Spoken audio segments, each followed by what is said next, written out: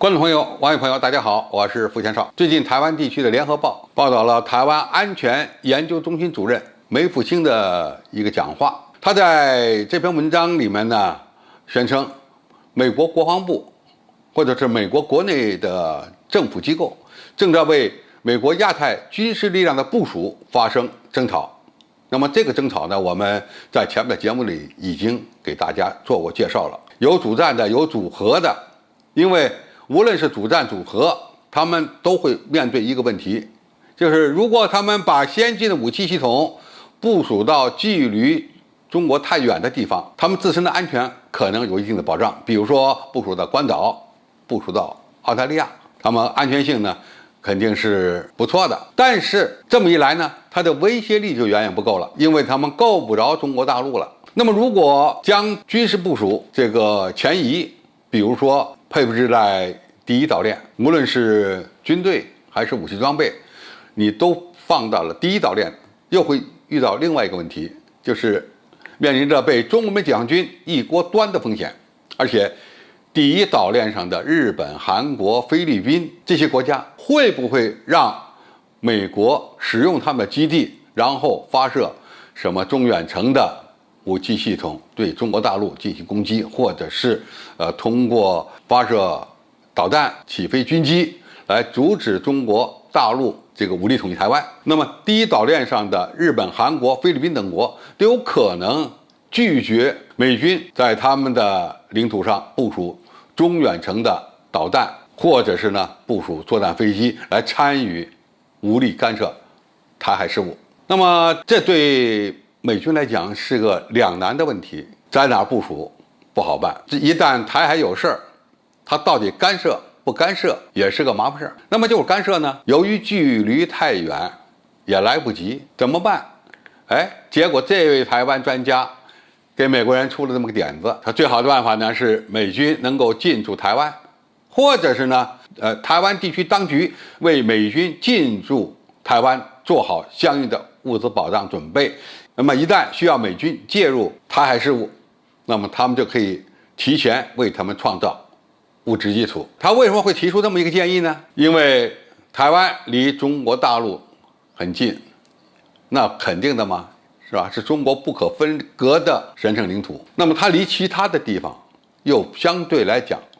比较远，美军要想驰援台湾，显然距离遥远，很难在第一时间赶到台海地区为他帮忙。而台湾呢是一个岛子，那么这个岛没有战略纵深，那么如果不能够事先为美军部署军事基地或者是作战基地，那么时间上肯定是来不及的。因此事先做好准备，让美军有机会进驻台湾，这样的话依靠美军的力量来阻止两岸的统一。那么这个主意实际上就是让美国给台湾送人头。那么过去呢，台湾都是要绑在美国的战车上，或者抱美国的大腿，通过这种方式呢以武拒统。因为台湾地区当局也很清楚，靠自己力量要想阻止统一根本做不到的，唯一能够借助的外力就是美国。那么美国现在不在台湾驻军，或者离台湾很远，那么想依靠美军帮着以武拒统，恐怕是做不到的，或者是很难的。那么如果美军能够提前进驻台湾，就等于为中国大陆发起武统。那么这个主意到底怎么样呢？把美军提前部署在台湾，首先这个违反了3个联合公报，美军敢不敢进驻，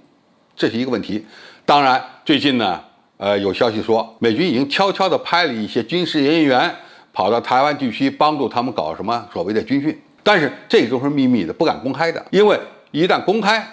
它就明显的违反了中美之间的3个联合公报，那么这是一个严重的事态。那么这个事态我们肯定会做出强烈的反应。那么现在这位台湾的所谓专家是吧，干脆提出来是吧，让美军进驻，依靠美军的军事力量来阻挡我们统一的步伐。首先这个主意，这个美军会不会接受？前面说到，如果美军接受了这个建议，那实际上呢就是让美军送人头，因为你能进驻多少兵力？你1万2万，说实在的，1万2万的美军就想阻止两岸之间的武力统一，这是做不到的啊！最终你是投降还是战死，无论是哪个结果，